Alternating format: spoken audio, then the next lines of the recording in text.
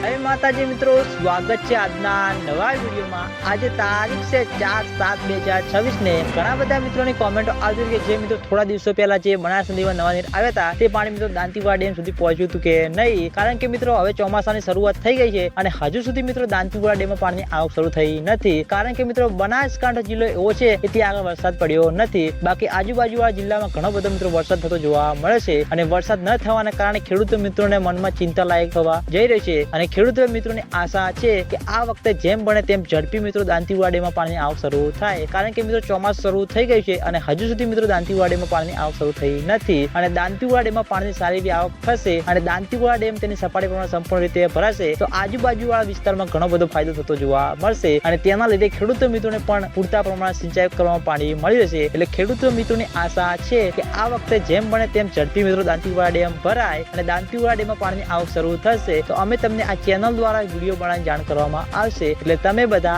અમારી ચેનલ ઉપર નવા હોય તો વિડીયોને લાઈક કરી દેજો, કોમેન્ટ કરી દેજો અને ચેનલને સબસ્ક્રાઇબ પણ કરી દેજો। તો મિત્રો જય માતાજી।